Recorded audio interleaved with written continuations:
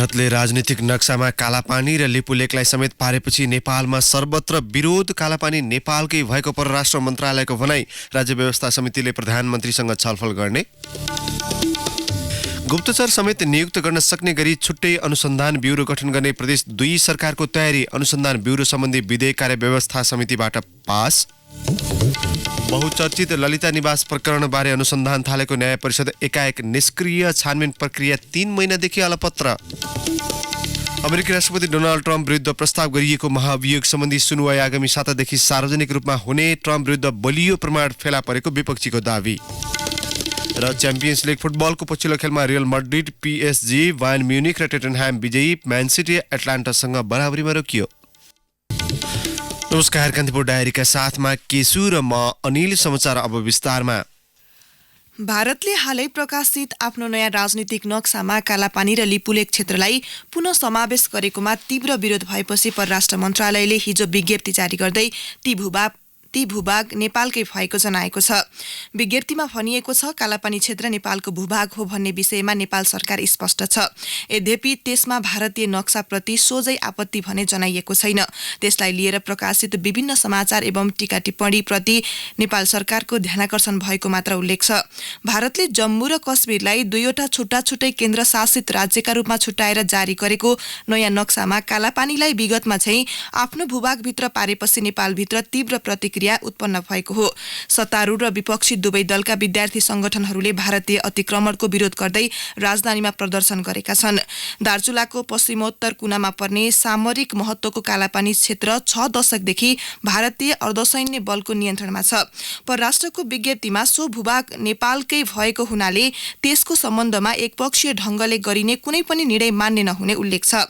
परराष्ट्र मन्त्रालयले भनेको छ, दुई देशबीच सुल्झाउन बाँकी रहेका सीमा सम्बन्धी विषयहरू दुवै पक्षको आपसी सहमतिमा टुङ्ग्याउनु पर्ने र एकपक्षीय ढंगबाट गरिने कुनै पनि निर्णय नेपाल सरकारलाई मान्य नहुने कुरा स्पष्ट छ।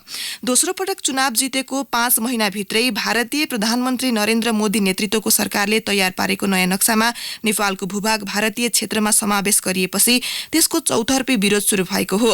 हिजो सत्तारूढ नेकपाको विद्यार्थी संगठन अनिराज सबिउ र प्रतिपक्षी कांग्रेस सम्बन्ध नेवी संघले भारतीय नक्साको विरोध गर्दै छुट्टा-छुट्टै प्रदर्शन गरेका छन्। ठूलो संख्यामा विरोधमा उत्रिएका विद्यार्थीले छातीमा कालापानी, लिपुलेक र लिम्पियाधुरा हाम्रै हो भनी लेखिएको प्लेकार्ड टाँसी गो ब्याक इन्डियाको नारा लगाएका थिए।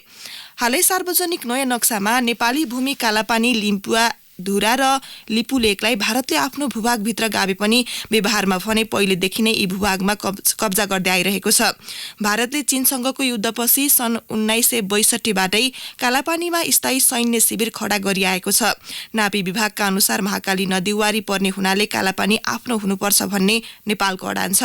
भारतले भने कालापानी, लिम्पियाधुरा र लिपुलेक ओराको खोलालाई काली नदी भन्दै त्यो भूभाग आफ्नो दावी गर्दै आएको छ। नाभी विभागका सूचना अधिकारी दामोदर ढकालले पुराना नक्सा र प्रमाणका आधारमा खास नेपाली भूभाग कहाँसम्म हो भन्ने तथ्य प्रमाण चाहिएका खण्डमा परराष्ट्र मन्त्रालयलाई प्राविधिक सहयोग दिन सकिने अवस्थामा आफूहरू रहेको बताउनुभयो।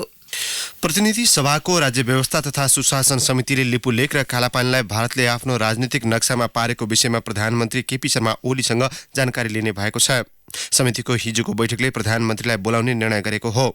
समिति सभापति शशि श्रेष्ठले भन्नुभयो, उहाँले जुन दिन समय दिनुहुन्छ त्यही समयमा बैठक राख्छौं।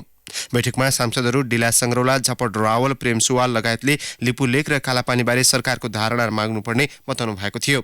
कारागारबारे छलफलका लागि बोलाइएको बैठकमा उपस्थित गृहमन्त्री रामबहादुर थापासँग संग्रौलाले लिपुलेकबारे जानकारी मागेपछि सभापति श्रेष्ठले छुट्टै छलफल गर्ने भन्दै रोक्नु भएको थियो। सांसद सुवालले लिपुलेक र कालापानीको विषयलाई समितिको एजेन्डा बनाउन माग गर्नुभयो। उहाँले अमेरिकाले अघि सारेको इन्डो पेसिफिकको सन्दर्भ जोड्दै यस्तै भए विदेशी सेनाले नेपालको राजधानीमै मार्च पास गर्ने तर्फ सचेत गराउनु भयो। सभापति श्रेष्ठले भन्नुभयो, मैले प्रधानमन्त्रीलाई बैठकबारे जानकारी गराइसकेको छु। नेपाली भूमिको विषयमा के भएको हो समितिमा छलफल गर्नेछौँ। यसका लागि सरकारको धारणा आवश्यक छ। यसैबीच नेकपा अध्यक्ष पुष्पकमल दाहालले लिपुलेकको विषयमा सरकार गम्भीर बन्नुपर्ने बताउनु भएको छ। प्रेस संगठनले हिजो दाङको घुराईमा आयोजना गरेको पत्रकार भेटघाटमा उहाँले आफूले यसबारे भारतका प्रधानमन्त्री नरेन्द्र मोदीसँग केही समयको भेटमा स्पष्ट कुरा राखेको समेत उल्लेख गर्नुभयो।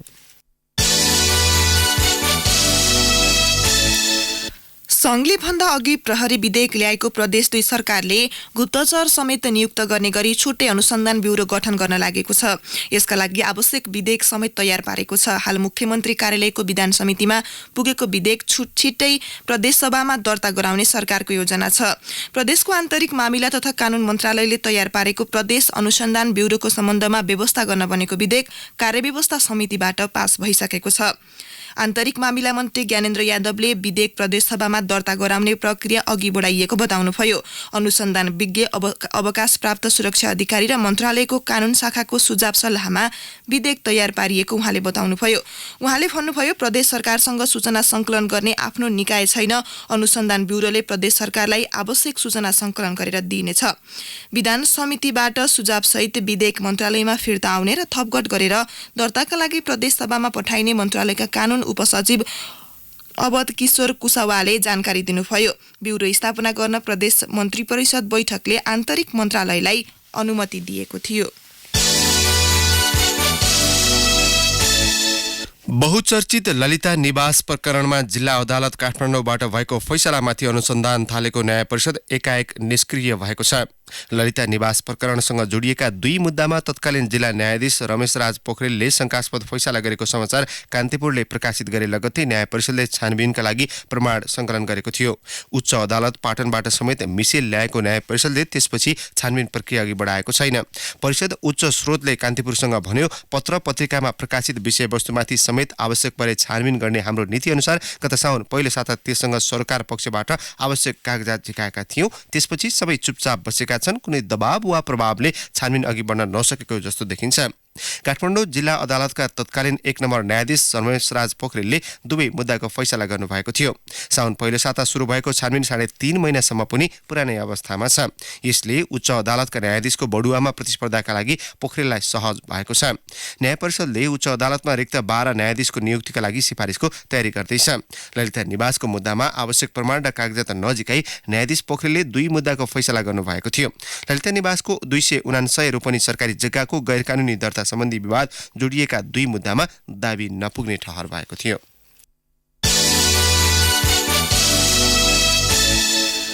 प्रतिनिधि सभाको 1 र प्रदेश सभाका रिक्त 3 स्थानहरूमा मङ्सिर 14 गते हुने उपनिर्वाचनका लागि नेकपा र कांग्रेसले उम्मेद्वारको टुङ्गो लगाएका छन्। समाजवादी पार्टी र राजपाबीच संयुक्त उम्मेद्वारी दिने सहमति भएको छ। आज उम्मेदवारी दर्ता अघि उनीहरूले नाम टुङ्गो लगाउनेछन्। भक्तपुरमा नेमकीपाले पनि आज टुङ्गो लगाउने जानकारी दिएको छ। प्रमुख निर्वाचन आयुक्त दिनेश कुमार थपलियाले हिजो पत्रकार सम्मेलन गर्दै उम्मेद्वारको मनोनयन पत्र दर्ता र अन्य तयारीहरू पूरा भइसकेको बताउनुभयो। आयोगले उपनिर्वाचनमा 101 वटा राजनीतिक दलले भाग लिन सक्ने जनाएको छ। 2074 को स्थानीय, प्रदेश र प्रतिनिधि सभा निर्वाचनमा भाग लिएका दलले उपनिर्वाचनमा स्वतः भाग लिन पाउँछन्। त्यसबाहेक 2074 को निर्वाचनपछि एकीकरण भएका र नयाँ गरी उपनिर्वाचनमा सहभागी हुन 16 दल दर्ता भएका छन्। उपनिर्वाचनमा प्रतिनिधि सभा र प्रदेश सभा सदस्यका लागि 95 तथा स्थानीय तहको निर्वाचनमा भाग लिनका लागि 78 दल योग्य रहेको आयोगले जनाएको छ। यसैबीच कांग्रेसले उपनिर्वाचन हुने 1 प्रतिनिधि सभा र 3 प्रदेश सभा क्षेत्रका लागि उम्मेद्वार तय गरेको छ। 2 दिनदेखि बसेको पदाधिकारी बैठकले प्रतिनिधि सभा क्षेत्र नम्बर कास्की 2 मा पुराना नेता खेमराज पौडेल, प्रदेश सभा अन्तर्गत बागलुङ 2 मा जित शेरचन, दाङ 3-2 मा केशव आचार्य र भक्तपुर 1 मा कृष्ण भणेललाई उम्मेद्वार बनाउने निर्णय गरेको हो। दाङका आचार्यलाई उम्मेद्वार तोक्न वरिष्ठ नेता रामचन्द्र पौडेल र महामन्त्री सुशाङ्क कोइरालाले प्रस्ताव गर्नुभएको थियो। बागलुङका शेरचन कृष्णप्रसाद सिटोलाई निकट मानिनुहुन्छ। कास्की र भक्तपुरका उम्मेद्वार भने सभापति शेरबहादुर देउवा निकट मानिनुहुन्छ। उम्मेद्वारको नाम चयन गर्न पदाधिकारी बैठक मंगलबार बिहानैदेखि बसेको थियो। कास्कीमा कसलाई उम्मेद्वार बनाउने भन्नेमा विवाद बढेपछि सभापति देउवालाई उम्मेद्वार छान्न एकलौटी जिम्मेवारी दिइएको थियो। कान्तिपुर डायरीमा अब ब्रेकको पालो। अब बाँकी प्रसङ्ग। भौतिक पूर्वाधार तथा यातायात मन्त्रालयले स्मार्ट लाइसेन्स प्रिन्ट गर्ने मेसिन चलाउने तालिममा मन्त्रीका निजी सचिव र सहसचिवलाई विदेश पठाएको छ। यातायात व्यवस्था विभागले 2 महिना अघि इटालीमा बनेको मार्टिका कम्पनीको मास प्रिन्टर खरिद गरेको थियो। प्रिन्टर चलाउने प्राविधिकलाई इटाली पठाउनु पर्नेमा मन्त्रालयले विभागका महानिर्देशक, मन्त्रालयको प्रशासन महाशाखा प्रमुख सहसचिव, मन्त्रीका निजी सचिव लगायतलाई पठाएको हो। प्राविधिकलाई मास प्रिन्टर सञ्चालन गर्ने ज्ञान नहुँदा लाइसेन्स छपाई हुन सकेको छैन। गत वर्ष विनियोजित 7 करोड बजेटबाट खरिद गरिएको प्रिन्टर चलाउने प्राविधिक कोही पनि भ्रमर टोलीमा परेका छैनन्। विभागका प्राविधिकका अनुसार विगतमा खरिद गरेको प्रिन्टरबाट दैनिक 1500 मात्र लाइसेन्स प्रिन्ट हुन्छ। 18,01,701 जनाले लाइसेन्सका लागि आवेदन दिएका छन्। यसमध्ये 10,15,156 जनाको लाइसेन्स प्रिन्ट भएको छ।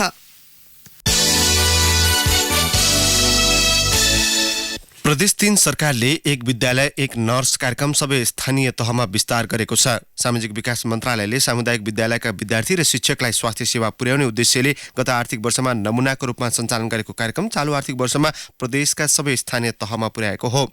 गत आर्थिक वर्ष 13 जिल्लाको 20 वटा सामुदायिक विद्यालयमा सञ्चालित कार्यक्रम प्रभावकारी भएको ठहर गर्दै सरकारले प्रदेशका 13 जिल्लाका 119 स्थानीय तहका 121 वटा स्कुलहरूमा नर्सहरू खटाएको छ। सामाजिक विकास मन्त्री युवराज दुलालले भन्नुभयो, नमुनाको रूपमा सञ्चालित कार्यक्रमको परिणाम अत्यन्तै प्रभावकारी देखिएकाले सबै स्थानीय तहमा विस्तार गरेका छौं। शिक्षक, विद्यार्थी, अभिभावक र स्थानीय जनप्रतिनिधिबाट सकारात्मक सुझाव आएको उहाँको भनाइ छ।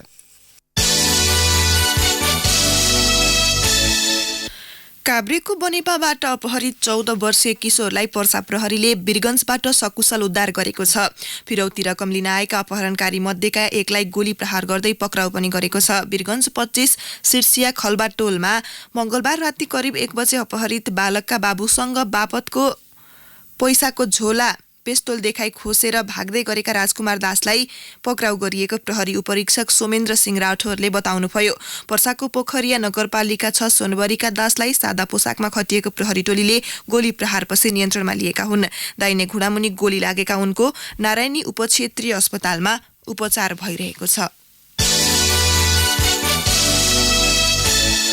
ब्रिटिश गोर्खा भूतपूर्व सैनिक संगठन बिगेसोले बेलायत र सिङ्गापुर सरकारबाट नेपाली गोर्खा प्रहरीमाथि विभेद भइरहेको भन्दै नेपाल सरकारलाई औपचारिक जानकारी गराएको छ। संगठनका पदाधिकारीले हिजो परराष्ट्र मन्त्री प्रदीप गेवालीलाई 16 बुँदे ज्ञापन पत्र बुझाएका छन्। बिगेसो सिङ्गापुर विभागका प्रमुख बलबहादुर घरतीले कान्तिपुरसँग भन्नुभयो, हामीमाथि ब्रिटिस र सिङ्गापुर सरकारले ठूलो विभेद गरिरहेका छन्। यसबारे सरकारलाई पहिलो पटक औपचारिक जानकारी गराइएको हो। सिङ्गापुरले गोर्खा प्रहरीलाई सन् 2047 देखि भर्ती गर्न थालेको हो, तर यो भर्ती बेलायत, भारत र नेपाल बीचको त्रिपक्षीय सम्झौता अनुसार हुँदै आएको छ। सिङ्गापुरले नेपालसँग छुट्टै सम्झौता गरेको छैन। यसैबीच पूर्व ब्रिटिस गोर्खा सैनिकहरूले बेलायत सरकारबाट आफूहरूको मानवाधिकार उल्लङ्घन भएको ठहर गर्दै सम्बोधन गर्न मागसहित काठमाडौँ घोषणापत्र जारी गरेका छन्। राजधानीमा 2 दिनसम्म चलेको भेलाले सन् 1947 को त्रिपक्षीय सम्झौताका आडमा आफूहरूमाथि अन्यायपूर्ण र अन्तर्राष्ट्रिय कानून विपरीत व्यवहार भएको ठहर गरेको हो। खानेपानी तथा सरसफाई मन्त्री बिना मगरले मेलम्ची आयोजनाको नयाँ ठेकेदार कम्पनीले उत्साहजनक काम गरेको बताउनु भएको छ। मेलम्ची खानेपानी आयोजनाका लागि आवश्यक पूर्वाधार र आगामी कार्ययोजना बनाइसकेकाले मन्त्रालय आयोजनाको टिम एकजुट भएर लागिरहेको उहाँले बताउनुभयो। हिजो मन्त्री मगरले मेलम्ची नगरको खानेपानी साइट कार्यालयमा सञ्चारकर्मीसँगको भेटमा भन्नुभयो, आयोजनाको समय थपिँदै जानुले राम्रो सन्देश दिएको छैन। सीएमसी पसीको नयाँ ठेकेदार कम्पनीले उत्साहजनक रूपमा काम गर्दैछ। स्थानीय कामदारको पारिश्रमिक मन्त्रालयको सहसचिवको एउटा समिति बनिसकेकाले आवश्यक छानबिन थालिसकेको उहाँको भनाइ थियो। सम्बन्धन खारेजीमा परेको मध्यपुर ठिमी स्थित Chakrabarti Habi education academy college of nursing साइन्सले आफूखुसी भर्ना गरेका विद्यार्थी अलपत्र परेका छन्। प्राविधिक शिक्षा तथा व्यावसायिक तालिम परिषद सिटिईभिटीले प्रयोगात्मक अभ्यास गराउने अस्पताल नभएको भन्दै संस्था नवीकरण गरेको छैन। कलेज सञ्चालकले भने सिटिईभिटीको निर्णय विपरीत आफूखुसी विद्यार्थी भर्ना गरेका छन्। 2075 असोजमा भर्ना भएका 30 जना विद्यार्थीको रजिस्ट्रेसन नै नभएपछि उनीहरू आन्दोलनमा उत्रिएका छन्। कलेज सञ्चालकका कारण आफूहरू अन्यायमा परेको विद्यार्थीले बताएका छन्। वैदेशिक रोजगार विभागले मलेसियामा रोजगारीका लागि पठाउने नाममा पूर्व स्वीकृति लगायत प्रक्रिया पूरा नगरी स्वास्थ्य परीक्षण तथा इमिग्रेसन सेक्युरिटी क्लियरेन्सका नाममा कामदारसँग रकम नअसुल्न निर्देशन दिएको छ। श्रम कार्यालय ताहाचलबाट हालसम्म करिब 1800 जनाले मात्र पूर्व स्वीकृति लिएको, तर मलेसिया पठाउने नाममा झण्डै 1 लाख भन्दा बढी कामदारबाट अवैध रूपमा स्वास्थ्य परीक्षण तथा इमिग्रेसन सेक्युरिटी क्लियरेन्सका नाममा रकम असुल भइरहेको पाइएको उल्लेख गर्दै विभागले त्यसरी रकम असुल नगर्न निर्देशन दिएको हो। विभागले मंगलबार सार्वजनिक सूचना जारी गरी वैदेशिक रोजगारीसँग सम्बन्धित प्रक्रिया पूरा नगरी विभिन्न बहानामा शुल्क लिनु अनुचित भएको बताएको छ। काठमाडौँ महानगरपालिकाले सिटी नेट योकोहामा र सिटी अफ योकोहामाको सहयोगमा सुरक्षित भवन निर्माणमा घरधनीका लागि उपयोगी मार्गदर्शन सार्वजनिक गरेको छ। घर बनाउँदा घरधनीले जान्नुपर्ने न्यूनतम विषय राखेर मार्गदर्शन तयार पारिएको महानगरपालिकाको विपद व्यवस्थापन विभागले जनाएको छ। मार्गदर्शन सार्वजनिक गर्दै विपद व्यवस्थापन समिति संयोजक नेलकाजी साक्यले सुरक्षित बस्ती विकासका लागि थालिएको पहिलो प्रयासलाई क्रमशः सुधार गरेर अघि बढ्ने प्रतिबद्धता जनाउनु भयो। विभागका प्रमुख अर्चना श्रेष्ठले मार्गदर्शनले भवन निर्माण सम्बन्धी प्रचलित कानुन व्यवस्थाका बारेमा सर्वसाधारणलाई बुझ्न सजिलो हुने उल्लेख गर्नुभयो। जापानको योकोहामा सिटी अफिसका अन्तर्राष्ट्रिय मामिला ब्युरोका निर्देशक योको सुजुकीले जापान र नेपालको भवन निर्माण मापदण्ड आचार संहिता फरक रहेको चर्चा गर्नुभयो। निजी मेडिकल कलेजहरूले अतिरिक्त शुल्क लिएको विरोधमा विद्यार्थीहरूले हिजो पनि राजधानीमा प्रदर्शन गरेका छन्। विभिन्न मेडिकल कलेजबाट आएका विद्यार्थीले दोस्रो दिन पनि माइतीघर मण्डलदेखि बानेश्वरसम्म विरोध र्याली गरे। र्यालीपछि आयोजित सभामा चिकित्सा शिक्षा संघर्ष समितिका संयोजकहरू मिलन गैरे र प्रकाश चन्द लगायतले शुल्क फिर्ता नभएसम्म आन्दोलन जारी राख्ने बताएका छन्।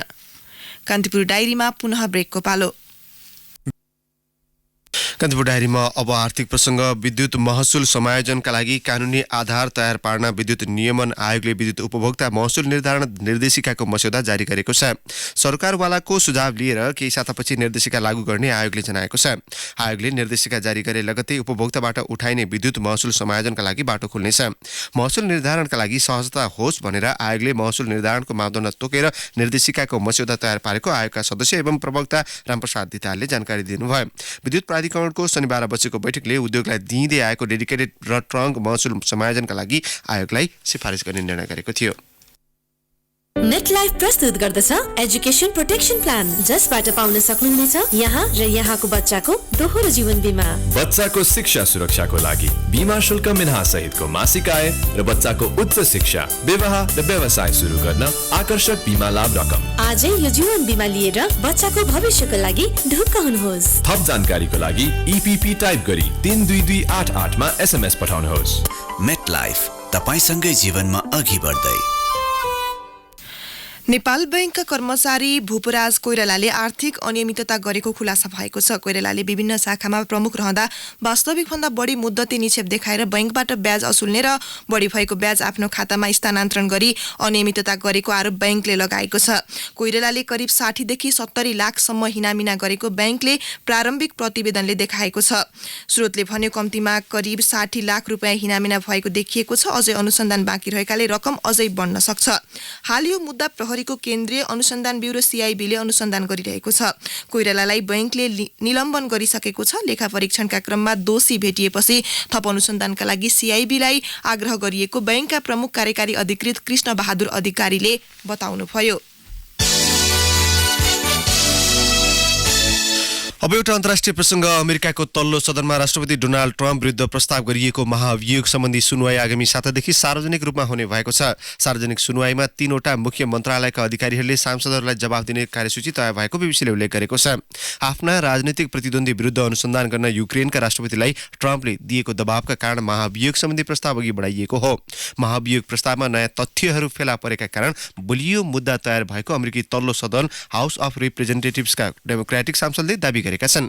युक्रेनका लागि कार्यकारी राजदूत बेल टेलर, विदेश मन्त्रालयका अधिकारी जर्ज केन्ट लगायतका अधिकारीसँग गरिएको सुनवाईको टेलिभिजन मार्फत प्रत्यक्ष प्रसारण गरिनेछ। यसअघि भएका सबैजसो सुनवाई सार्वजनिक भएका थिएनन्।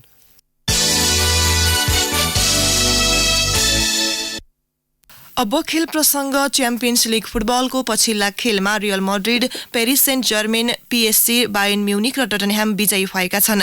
म्यान्चेस्टर सिटी भने एटलान्टासँग 1-1 को बराबरीमा रोकिएको छ। ग्रुप A को खेलमा रियल मड्रिडले गालातासारेलाई 6-0 को फराकिलो अन्तरले पराजित गर्यो। उसको जितमा सिल्वा डी गुवेजले ह्याट्रिक गरे। करिम बेन्जेमाले 2 तथा सर्जियो रामोसले 1 गोल गरे। पहिलो हाफमा 4-0 को अग्रता बनाएको रियलले दोस्रो हाफमा 2 गोल गर्दै फराकिलो जित हात पारेको हो। 4 खेलबाट रियल 7 अङ्कमा तालिकाको दोस्रो स्थानमा रहेको छ। सोही समूहको खेलमा पेरिस सेन्ट जर्मेन PSG ले क्लब ब्रुजलाई 1-0 ले स्तब्ध पार्यो। खेलको 21औं मिनेटमा माउरो इकार्डीले गरेको गोल PSG लाई 3 अङ्क दिलाउन पर्याप्त बन्यो। यो जितसँगै ऊ 100% नतिजासँगै समूहको शीर्ष स्थानमा जमेर बसेको छ। ग्रुप B अन्तर्गतको खेलमा बायर्न म्युनिकले ओलम्पियाकोसलाई 2-0 ले हराउँदा रेड रेड स्टार ब्रिगेड विरुद्ध टोटनह्याम 4-0 ले विजयी भयो। समूह सीका दुवै खेल बराबरीमा सकिएका छन्। खेलको 7औं मिनेटमा राहिम स्टर्लिङको गोलबाट अग्रता बनाएको म्यान्चेस्टर सिटीले दोस्रो हाफमा लय गुमाउँदा एटलान्टासँग अङ्क बाँडेको हो।